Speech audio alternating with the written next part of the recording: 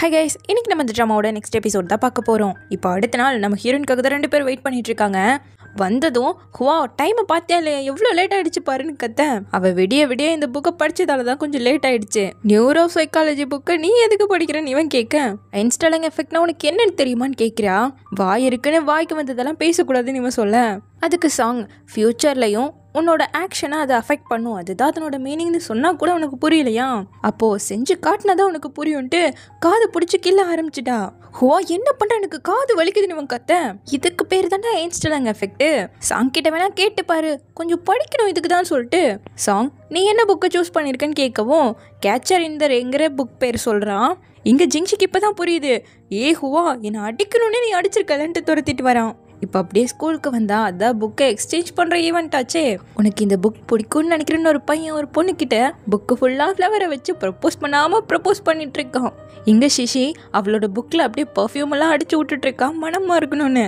இப்போ நம்ம ஹீரோயின் அவளோட புக்கில் இந்த புக்கை படித்ததுக்கு அப்புறமா தான் என்னோட மைண்டை நானே நல்லா புரிஞ்சுக்க ஆரம்பித்தேன், நீங்களே இந்த புக்கை படித்து முடிக்கும்போது இப்படி தான் ஃபீல் பண்ணுவீங்கன்னு எழுதுறா. அடுத்து புக்கை கொண்டு வந்து லைப்ரரியிலலாம் வைக்கணும். ஜிங்ஷி சிஷியோட புக்கை எடுக்கணும்னு முடிவு பண்ணிட்டான். ஸோ அப்படியே மறைஞ்சிருந்து பார்க்க இவனுக்கும் பின்னாடி இவனுக்கே தெரியாம லியா பொண்ணு மறைஞ்சிருந்து பார்க்குது இவனை. இப்போ சிஷியோ அவளோட புக்கை வச்சுட்டு சாங்கோட புக் இது இருக்குதான்னு தேடிட்டு இருக்கா. இங்க ஜிங்ஷி அவன் கொண்டு வந்து புக்கை வச்சுட்டு அவளுக்கு தெரியாமையே சிஷியோட புக்கை எடுத்துட்டு போயிட்டான். அவன் போனதுக்கு அப்புறமா இந்த லியா பொண்ணு வந்து ஜிங்ஷி வச்ச புக்கை எடுத்துட்டு போறா. இவளுக்கு ஜிங்ஷி மேல க்ரஷ் போல. இங்க நம்ம ஹீரோயின் வரவும் சாங் நிஜமாவே capture of the day book தான் வச்சானா. இங்க அதை காணவே சொல்லிட்டு தேடிட்டு இருக்கா, கிடைக்கல. இதுல கிளாஸ் வேற ஸ்டார்ட் ஆக போகுதுன்னு கூப்பிட நம்ம ஹீரோயின் ஒரு புக்கை எடுத்துட்டு ஓடும்போது ஒரு பையன் மேல இடிச்சிட்டா. ஐயோ சாரி அப்படி சொல்லிட்டு வேகமாக கிளாஸ்க்கு ஓடி வந்துட்டான். இப்போ எடுத்துட்டு வந்த புக்கு ஓப்பன் பண்ணி பார்த்தா காலேஜ் என்ட்ரன்ஸ் எக்ஸாமுக்கான டெஸ்ட் புக்கு. அது வச்சவன் டியான் தான் வேணும்னு தான் வச்சிருக்கான். இதெல்லாம் கவுண்டே இல்லை, வச்சுட்டு திரும்ப வேற புக்கை எடுக்கிறேன் பாருன்ட்டு இருக்கான். பார்த்தா நம்ம சாங்கோட புக்கை எடுத்துருக்கிறது அந்த லியா பொண்ணு. ஜிங்ஷி கொண்டு வந்து வச்சது அவன் புக் இல்லை, நம்ம சாங்கோட புக்கு. ஸோ இப்படி அந்த பொண்ணுக்கிட்ட அந்த புக்கு போயிடுச்சுன்னு சொல்லிட்டு இவளுக்கு கொஞ்சம் கடுப்பாக இருக்குது. இதில் அந்த லியோ பொண்ணு வந்து அடிக்கடி சாங்கை பார்க்குறத இவ பார்த்துருப்பான். இப்போவும் அந்த பொண்ணு திரும்பி பார்க்க அந்த பொண்ணு பார்க்குறது ஜிங்ஷியை. இவன் சாங்கை தான் பார்க்குறாளோன்னு தப்பாக புரிஞ்சுக்கிட்டு லைட்டாக திரும்ப இதில் ஜிங்ஷி வேற சிஷி இவளை பார்க்க தான் திரும்பி இருக்கான்னு தப்பாக புரிஞ்சுக்கிட்டான். ஐயோ இது ட்ரையாங்கிள் லெவலாம் இல்லை, ஹெக்ஸகன் மாதிரி எப்படியோ போகும் போலையே. லியா லீடராக இருக்கிறதால வேணும்னே சாங்கோட புக்கை எடுத்து வச்சுக்கிட்டா. அவன் கூட எப்போ பார்த்தாலும் டைமை வேற ஸ்பெண்ட் பண்ணுறாளேன்னு சொல்லிட்டு ரொம்ப கடுப்பாக இருக்கு இவளுக்கு. 3 பேரோட ரேங்க் வேற வச்சு பார்க்குறா. சாங் ஃபர்ஸ்ட் ரேங்க்கு, அந்த பொண்ணு 19வது ரேங்க்கு, இவ 291வது ரேங்க்கு. இது எல்லாத்த விட ஹைலைட்டே ஜிங்ஷி மொத்தமாக தப்பாக புரிஞ்சுக்கிறது தான். இப்போ அப்படியே ஒரு 3 நாள் ஓடிடுச்சு. சிஷியோட புக்கை படிக்கிறதுக்காகவே பைபிள்ல டிக்ஷனரியை தொலாவி படிச்சுட்டு இருக்கா. மீனிங்கே புரிய மாட்டேங்குது. இதுல 2 நாள்ல புக்கை ரிட்டர்ன் வேற பண்ணும், சீக்கிரம் படிச்சு முடின்னு சொல்ல எனக்கு மேட்ச் இருக்கு நீயே பண்ணிடுடான்ட்டு கொடுக்குறான் சாங் கிட்ட. அப்படி என்ன இந்த புக்கில் இருக்கு, யார் இதுன்னு சொல்லிட்டு அவன் எடுக்க பார்க்க நீ யார் இது எடுத்துன்னு நான் கேட்டேனா, இதெல்லாம் நீ பார்க்க கூடாதுங்கிறான். நான் அங்கேருந்து எந்த புக்கையுமே எடுத்துட்டு வரல, நியூரோ சைக்காலஜி புக்குமே எனக்கு கிடைக்கலையேன்ட்டு இருக்கான். அப்போ அந்த புக்லேருந்து பர்ஃப்யூம் ஸ்மெல் வர உனக்கு இந்த சென்ட் ஸ்மெல்லே ஆகாதேன்னு கேட்குறான். ஆமாம் எனக்கு பிடிக்காது தான், ஆனால் இந்த சென்ட்டு சூப்பராக இருக்குன்ட்டு மோந்து பார்த்துட்டு இருக்கான். இந்த ட்ராமாவில் லவ் ட்ராக் பயங்கரமாக போகுதே. சாங்குக்கு ஹுவாவை பிடிக்கும், ஹுவாவுக்கு ஜிங்ஷியை பிடிக்கும், ஜிங்ஷிக்கு சிஷியை பிடிக்கும், சிஷிக்கு சாங்கு தானே பிடிக்கும். இதில் புதுசாக லியா பொண்ணுக்கு வேற ஜிங்ஷியை பிடிச்சிருக்கு. பார்க்கலாம் இன்னும் எத்தனை உள்ள வருதுன்னு. இப்போ அப்படியே கட் பண்ணி ஸ்கூலில் காட்டுறாங்க. புக்ஸ் எல்லாம் ரிட்டர்ன் பண்ணுற நாள் வந்துடுச்சு. எங்கடா என்னோட நியூரோ சைக்காலஜி புக்கு காணுமேன்னு தேடிட்டு இருக்கான். அப்போது இதான் சாங்கோட புக்குன்னு சொல்லிட்டு எடுத்து கொடுக்க இப்போ படித்து முடித்தவங்க ஏதாவது மெசேஜ் எழுதி தானே கொடுத்துருப்பாங்க. ஸோ எடுத்து பார்த்தா அந்த லியா பொண்ணு ஒரே விஷயத்துக்கு சேர்ந்து சிரிக்கிற மாதிரி ஒரு பர்சனை நீ கல்யாணம் பண்ணிக்கணுங்கிற மாதிரி எழுதியிருக்கா. சாங்கும் அவளும் சேர்ந்தெல்லாம் சிரிச்சுட்டு போயிருப்பாங்க. ஸோ அதான் இவளுக்கு ஞாபகம் வருது. இப்போ நம்ம ஹீரோயின் அவளோட புக் இன்னும் கிடைக்கல, சரி உன்னோடதை பார்த்துட்டு தரேன்னு சொல்லிட்டு வாங்கி பார்க்க எனக்கு நானே உண்மையாக இருக்கணுங்கிறத சொல்லி கொடுத்ததுக்கு ரொம்ப தேங்க்யூ. அண்ட் எப்பொழுதுமே உன்னோட டைம் லைனில் நானும் இருப்பேன் நம்புறேன்னு சொல்லி எழுதுனதை பார்க்கும்போது ஹேண்ட் ரைட்டிங்கை வச்சு கண்டுபிடிச்சிட்டா இது சாங்கோட ஹேண்ட் ரைட்டிங் தான், அவன் தான் எழுதியிருக்கான்னு சொல்லி ஜிங்ஷிக்கு அவன் தான் எழுதி கொடுத்துருப்பான். இப்போ இதை பார்த்ததும் அவளுக்கு அவ்வளோ ஒரு சந்தோஷம்.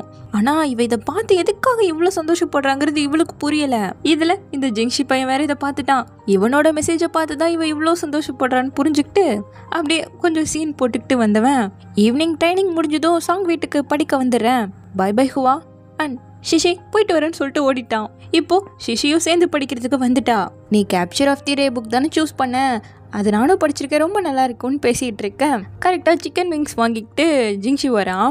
இதை சாப்பிட்டுக்கிட்டே படித்தேன்னா சிக்கன் விங்ஸ் நல்லா படிக்கிறதுக்கு ஹெல்ப் பண்ணுன்னு சிஷிக்கு கொடுக்க ஹுவா எடுக்க வர கொடுக்க மாட்டான். உனக்கெல்லாம் ஒர்க் ஆகாது, சிஷிக்கு மட்டும்தான் ஒர்க் ஆகும்னு சொல்ல சிஷி எனக்கும் கூட சிஷின்னு இவ கெஞ்சவும் அவன் எடுத்து கொடுத்துட்ருக்கான். சரி இந்த டைம் எக்ஸாம் ரிசல்ட் வந்துருச்சு இல்லையா, உனக்கு பின்னாடி எத்தனை பேர் இருக்காங்கன்னு கேட்க 10 பேர் இருக்காங்களாமா.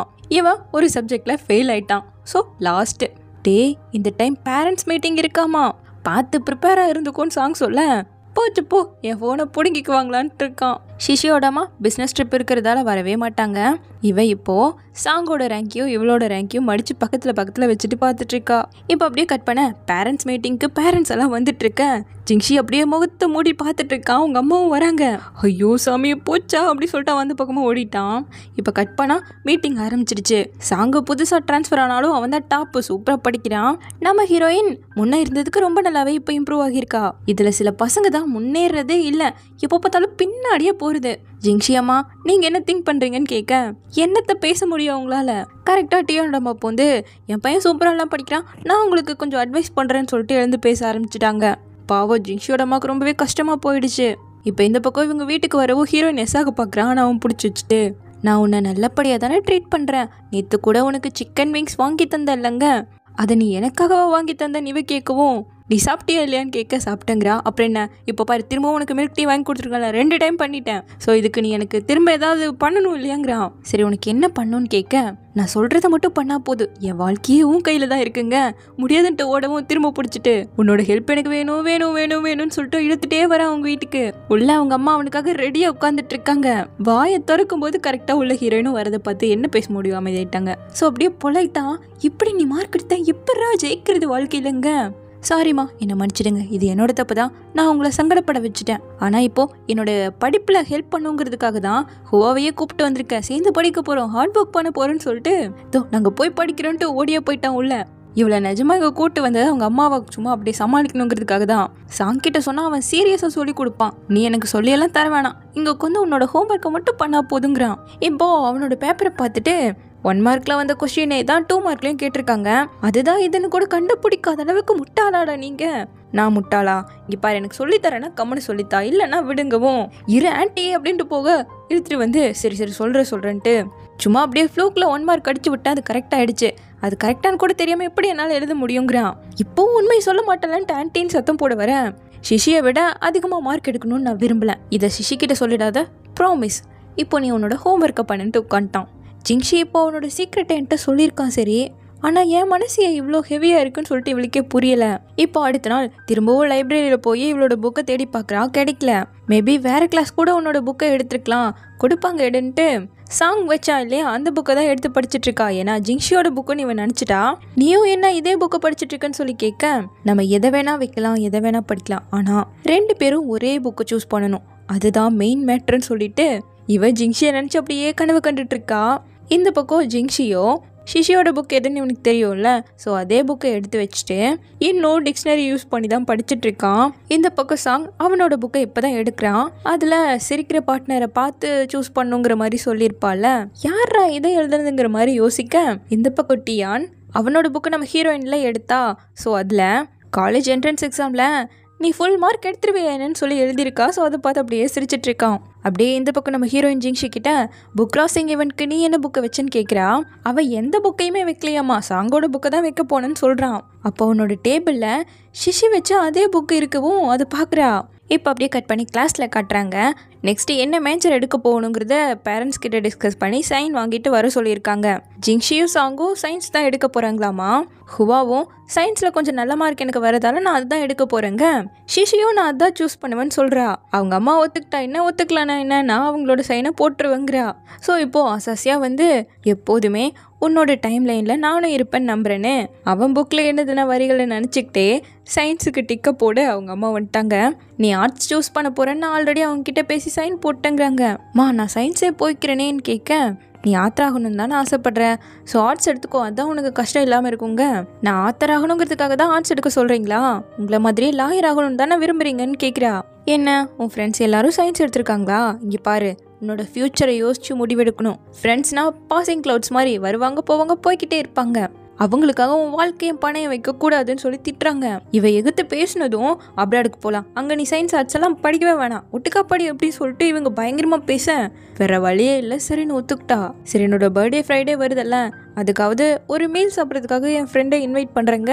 ஃப்ரைடே வேணாம், உனக்கு பியானோ கிளாஸ்லாம் இருக்குது, சண்டே கூப்பிட்டு செலிப்ரேட் பண்ணிக்கோன்னு சொல்கிறாங்க. பாவம் என்ன தான் பண்ணுறது, என் அம்மா என்ன ஆர்ட்ஸே சூஸ் பண்ண வச்சுட்டாங்கன்னு நம்ம ஹுவாக்கிட்டையும் சொல்கிறா. ஆனால் நம்ம ஹீரோயின் சயின்ஸில் சூஸ் பண்ண போகிறா. இப்போ அடுத்த நாள் முன்னாடியே சிஷி கிளாஸ்க்கு வந்துட்டா. அப்போ நம்ம ஹீரோயின் அந்த லியா பொண்ணோட சேர்ந்து வரது பார்த்தது இவளுக்கு முகமே மாறிடுச்சு. இந்த வீக்கெண்ட் உன்னோட பர்த்டே வருதில்ல, எப்போ செலிப்ரேட் பண்ண போகிற, எப்படி பண்ணலான்னு சொல்லி கேட்க, எனக்கு பியானோ கிளாஸ் இருக்குது, ஸோ நான் செலிப்ரேட்டே பண்ணலங்கிறா. மூஞ்சி கொடுத்தே பேசல.